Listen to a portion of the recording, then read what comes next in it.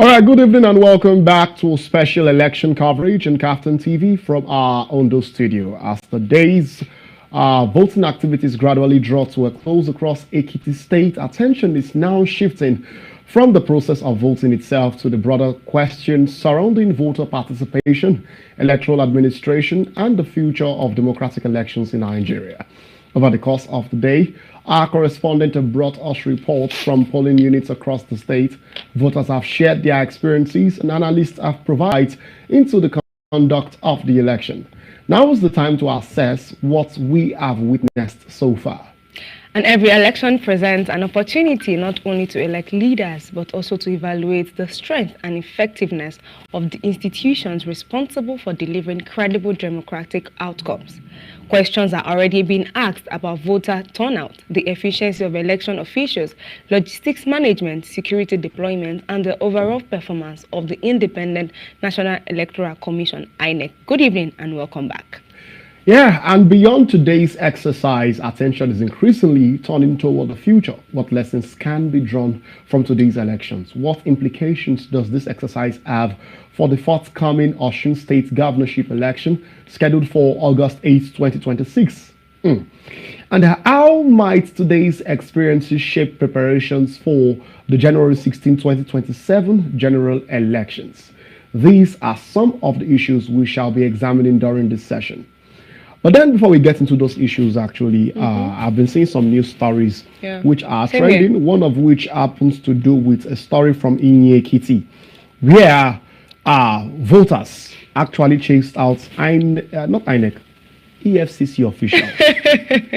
And what are EFCC officials there to do is to ensure they stop vote buying. But the people themselves are saying, taking law into our hands. And they chased EFCC out of the place. Multiple newspaper outlets have actually taken that as stories. And also, is it portraying the fact of what they are doing, or they don't have the ability to handle the responsibility given to them? No, it's not like a matter of responsibility, or maybe EFCC don't understand. Okay. I feel this is a problem of give us our corruption.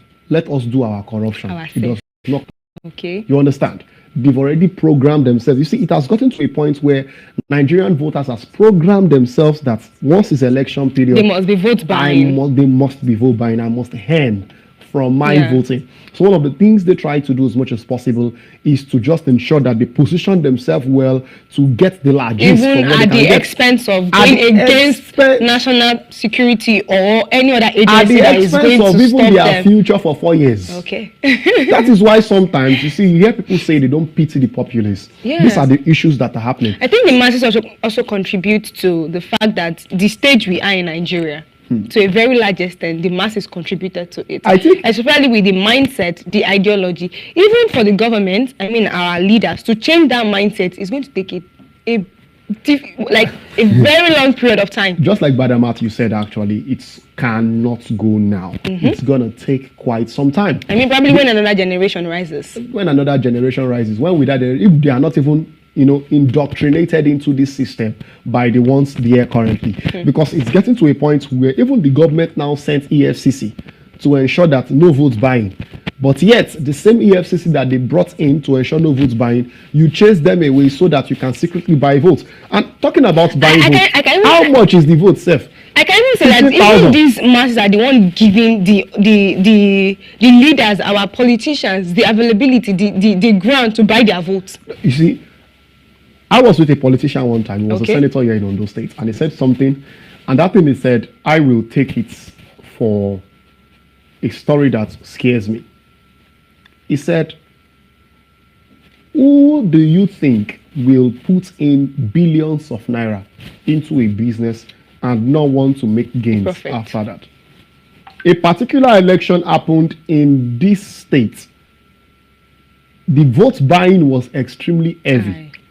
Immediately the person got power, the civil servants did not get their salaries completely for the first 3-4 months. Imagine. And they were complaining. I told them, no, you don't blame them. You collected your money easily. So they have to make gains back. And trust me, no businessman just wants to make gain like just few gains. You want to make More than the huge gains, capital. more than the capital. Yeah. So I think many Nigerians should get to a point where whatever decision we are making according to election, we are thinking through it. But do you think that stage will come, Joshua? Let's be realistic. Do you think that era will come whereby masses will think, I can't do this, I don't want to do this, I don't want to do this, I don't want to do that? You see, someone said something when someone died, and they said, don't cry more than the bereaved. Okay. Don't cry more than the bereaved. Now, if you understand that statement in its actual context, it shows that you don't wake up, it's hard to wake up someone that is pretending to be asleep. But it's easier waking up someone that is sleeping. You get? So sometimes when people are sleeping and they are actually sleeping and you try to wake them up, they wake up. But when people are pretending to sleep, you call them, I won't excuse anyone who participates in vote buying, especially in an election in Ekiti State, which is termed the fountain of knowledge. It shows the consequences of your action. So definitely. Because you are the fountain of knowledge. It's assumed that every house has a professor. Yes, that's what they post about. Every house can have a professor. It's obvious that a lot of the houses will at least have people that finished secondary school. And are learned. So if you had finished secondary school, you should already have come to the consciousness of knowing that every action has consequences. So if you are still one of those that is still doing what is having destructive consequences towards you, there is no point crying more than the bereaved.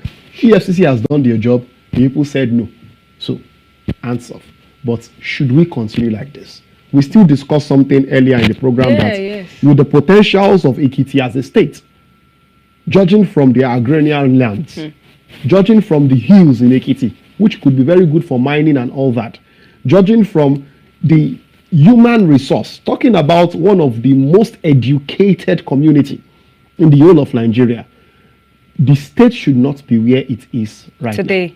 But then, activities like this has been the whole bane of. And if anyone follows our conversation from the beginning, Samson said something.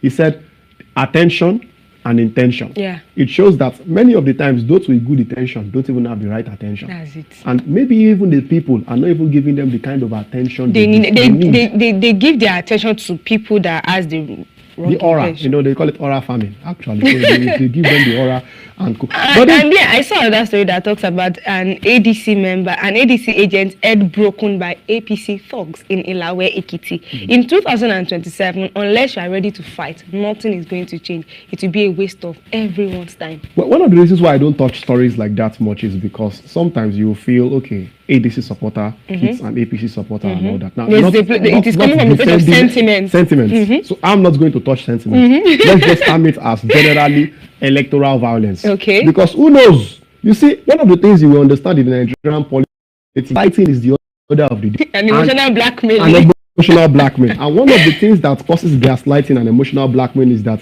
people don't actually eat the nitty-gritty of the truth. Do you know what? If you've worked with a gaslighter before, you will discover that they will hurt themselves. There was one celebrity. Just because they want to hurt you. Should I call him a celebrity? Just a popular personality, because there are many people that call themselves celebrities. I don't really think they are celebrities.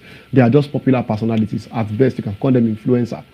That was having a friction with his friends, and he went into the bedroom and was, hurting himself to make it seem as if those guys. What other height of gaslighting will you see than that?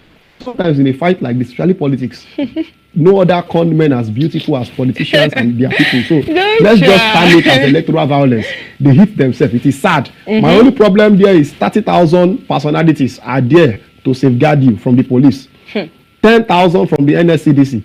How come such a thing happened and they have not arraigned all of them? That is what my problem is. I mean, we have almost close to 50, let's just say above 40,000 security personnel on ground, just in local government, and from 2.3 million people from 2006. No, we can't use. I'm just saying from 2006. And something like this is actually still happening. So what's the essence? What's the essence of deploying such an amount of huge security personnel? Look, you see this thing called able security personnel, they brought multiple security personnel to a place and all that. Now, if you really look into those things. I had an experience at Alekuwodo at the run election that brought in Boyega Oyetola as governor of Ekiti. Then, in that rerun, the security personnel on ground were extremely, in high numbers. But do you know the truth?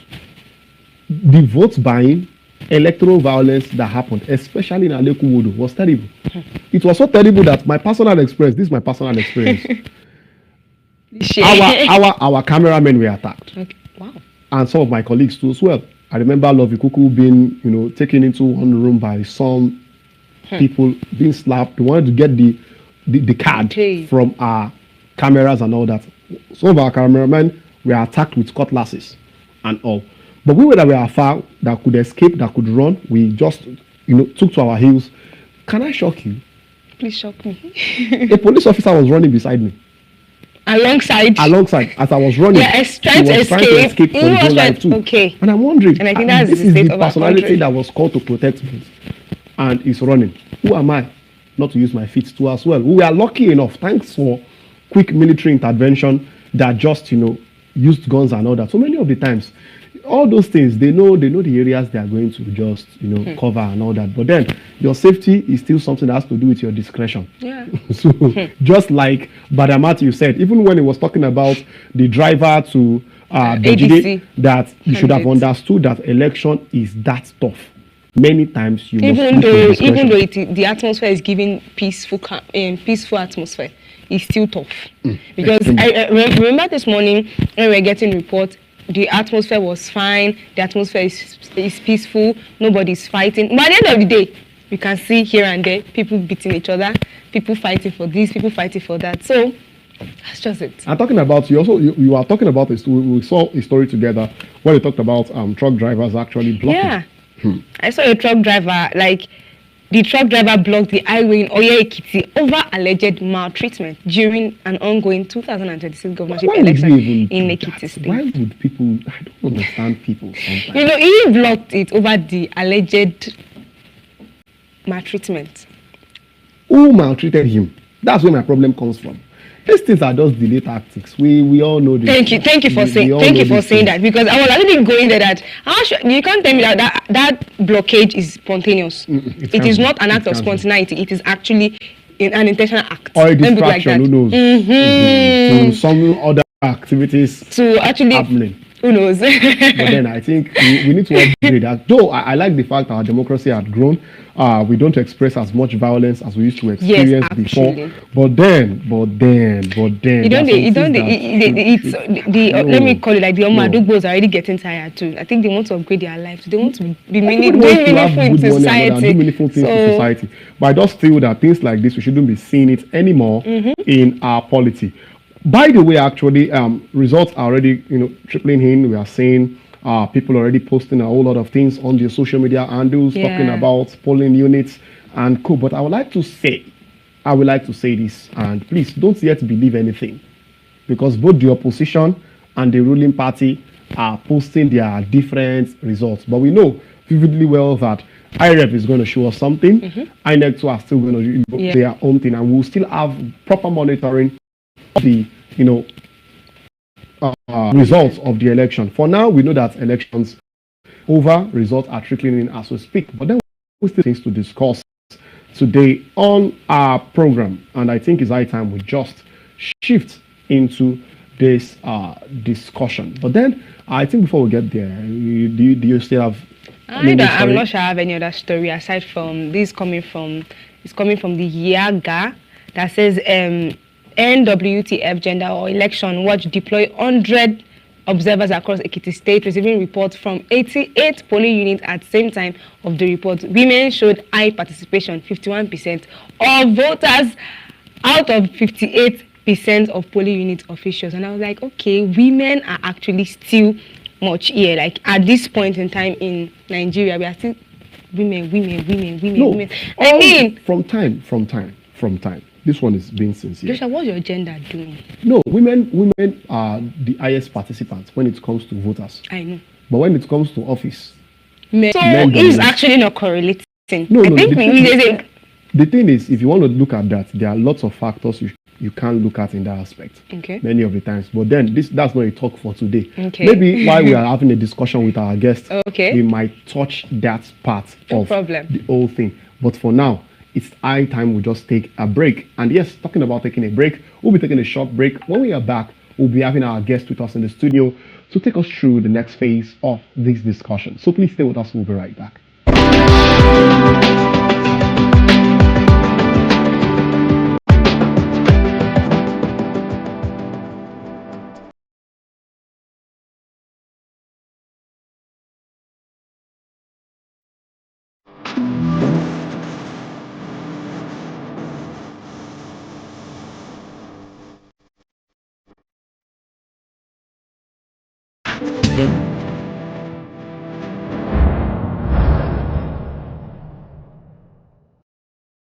The people of Ekiti State on Saturday, 20th June 2026, massively turned out to exercise their franchise and elected a person that will represent them for the next 4 years. In most of the polling units monitored, people had been online earlier before the commencement time of 8:30 in the morning in their hundreds to set for the INEC officials to open the floor. At Ward 6, Unit 3, Okelele Quarters, pregnant women, the aged, and physically impaired persons were seen on queue. One of the voters, Bejide Olusoya, said he came out to vote before the time because of whom the current governor is to the community. Because I want to vote today, earlier. So that is why I come here earlier for the vote. Because the vote is very, very important because of our son. Also, Olushola Oyebanji admitted that the entire citizens of Ekiti will not afford wasting time not voting based on the good job the current governor has done for the people. We are very optimistic to vote for our sons of Ekiti, Abiodun Abayomi Oyebanji, the present governor of Ekiti State, because he has been good to the people of Ekiti State at large. So we love him, we cherish his character, his attitude. So this is why we are here before the time, so that we'll be able to vote massively for him. The older ones who spoke with KAFTAN TV crew said they all came out as a result of the good works of the governor. Yes, it's not bad. It's orderly, despite the mammoth crowd. I think it's orderly and peaceful. Yes. Immediately I alighted from my motor vehicle. I was alighted, I was accorded with due respect. That means logically that they are actually performing. The view is going on smoothly. There's no problem. I was attended to very well. Both and international observers, security agencies who spoke extensively with KAFTAN TV showed their impressions over the exercise. The assessment so far is that people are turning out for the elections. But whether it's free, whether it's fair, whether it's convenient, it's too early. Because people are just coming out. And there's no still line up. To tell you now is that I don't see pushing, I don't see struggling. I saw people standing accordingly and in an orderly manner. The turnout here, highly encouraging. Yes. I'm happy that the president has said they have received good cooperation. Nobody's harassing them. I will say that this has been very good, in line with international best standards. We've monitored a lot of international elections, including the U.S. presidential election that happened 2024. We could see that things are in line with how global best practice have been established, in line with electoral management. So what we can say is that we are very impressed with this, especially the security, because without the security there will be no stability, and there will be no relaxed mode that will encourage electorates to come and vote. So I could give this security agency, which is the police, a very high pass mark with other of the sister security agencies that are working with them. So what we can say is that we're impressed with the turnout, were impressed with the enthusiasm that is evoked in the mind of the electorate to come out in mass to vote. So we could see that a lot of places were having voters' apathy, but here, and some places we went, there's a good turnout, especially where we're just coming from. The governor's polling vote. Our observation so far, we have moved around all the polling units within its premises, and the essence of here is to beef up security and also to observe those people that are voting, whether there's anybody that's not eligible to vote. But from what we have seen so far, the area is peaceful, and we have never seen anyone that are not eligible to vote. Basically, the foreign nationals. We have never seen anyone. We have moved around, even at close range. We have never seen anyone. No foreigner at all. They are eligible to vote. Yes, there's a strange penalty.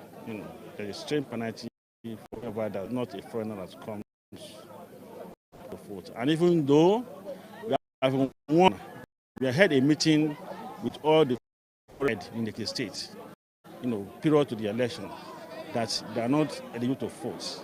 And that has been a constant orientation, we have deployed so far, even within all the communities and within all the local government areas in the Ekiti state. So you will never see any foreigner, going beyond that directive. And they have known that from time to time we do sensitization program, they have to cover their interests as well, and to ensure that they should not in any form have any rapport participated in any electoral process. The penalty is, if you follow any law, that means you are a goner. You move out of the country, and if you are being prosecuted, there is a stated law in the electoral act, and that electoral act, that law have employed, you are being caught, voting, during the electoral process or involved in any electoral process, So there is strange, law against it. From Ekiti, Timi Tope, Dedeji reporting for KAFTAN TV News. The people of Ekiti State on Saturday, 20th June 2026, massively turned out to exercise their franchise and elected a person that will represent them for the next 4 years. In most of the polling units monitored, people had been online earlier before the commencement time of 8:30 in the morning in their hundreds to set for the INEC officials to open the floor. Ward 6, Unit 3, Okelele Quarters, pregnant women, the aged and physically impaired persons were seen on queue. One of the voters, Bejide Olusoya, said he came out to vote before the time because of whom the current governor is to the community. Because I want to vote today, earlier. So that is why I come here earlier for the vote. Because the vote is very, very important because of our son. Also, Olushola Oyebanji admitted that the entire citizens of Ekiti will not afford wasting time not voting based on the good job the current governor has done for the people. We are very optimistic to vote for our sons of Ekiti, Abiodun Abayomi Oyebanji, the present governor of Ekiti State, because he has been good to the people of Ekiti State at large. So we love him, we cherish his character, his attitude. So this is why we are here before the time, so that we'll be able to vote massively for him.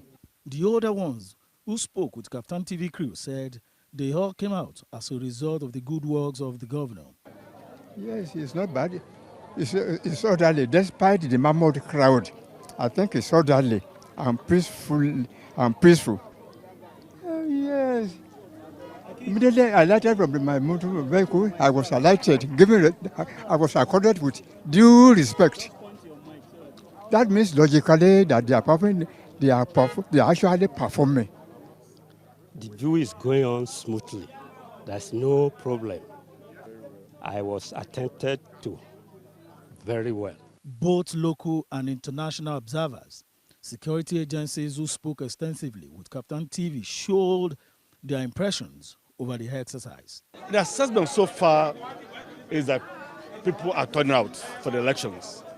But whether it's free, whether it's fair, whether it's convenient, it's too early because people are just coming out. And there's no still line up. The only thing I can tell you now is that I don't see pushing, I don't see struggling.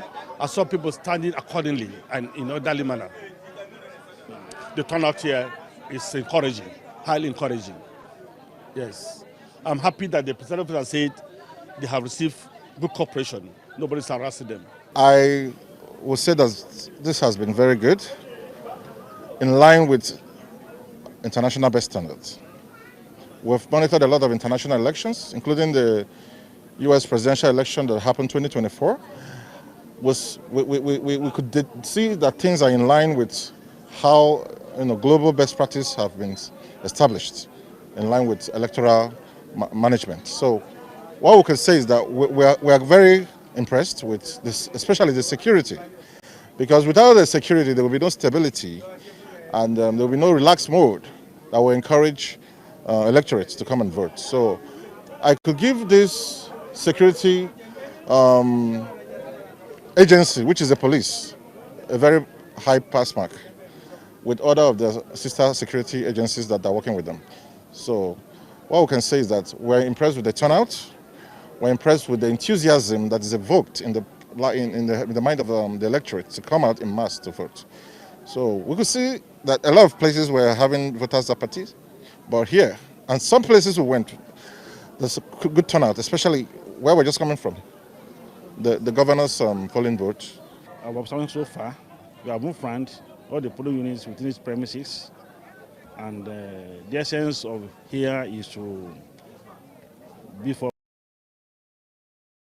to observe those people that are voting, whether there's anybody that's not able to vote.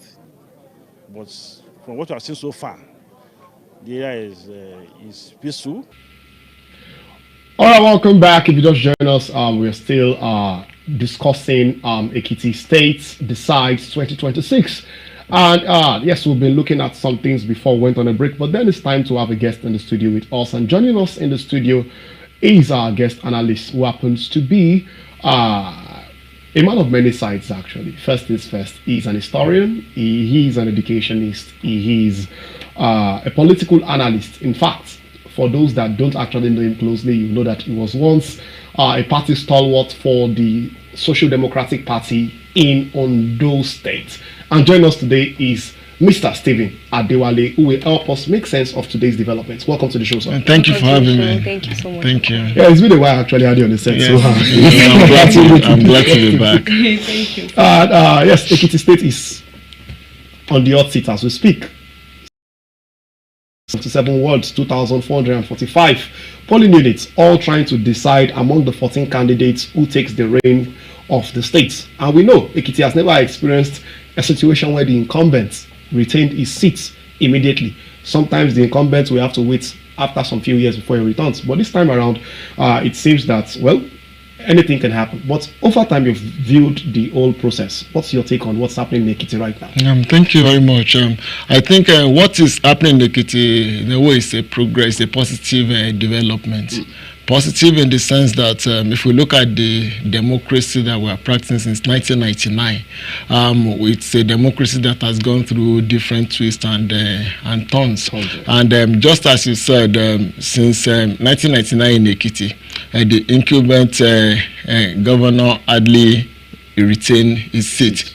And from every indication, it appears as if this will be the first, in Ekiti. But it's also, what I'm saying, it's also a positive development.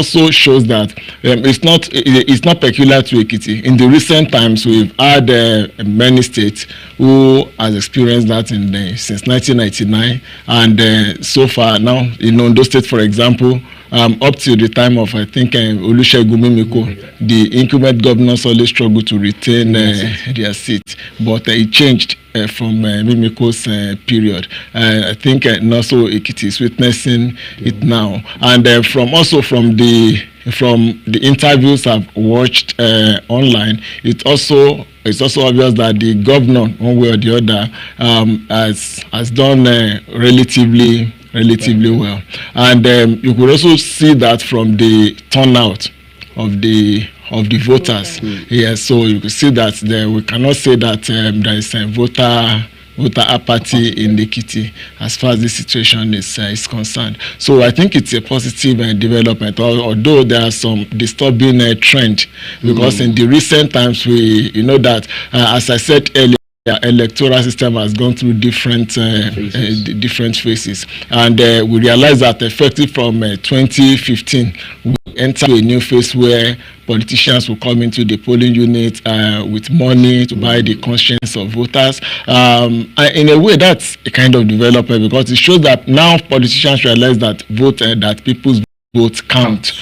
Before 2015, what we usually witness is a case where people will go to the polling unit, they will vote, so the vote will be counted. At the end of the day, another result will be announced at either at the state headquarters or at the federal or in Abuja. So now it shows that politicians are beginning to realize that people are important, people are relevant, and but it's disturbing in the sense that it's a phase that is already lasted for a very long time. Now we are talking of almost 12 years now, so that we have been going through this. So we cannot continue trajectory if we are actually going to make progress. When it started in 2015, it appeared as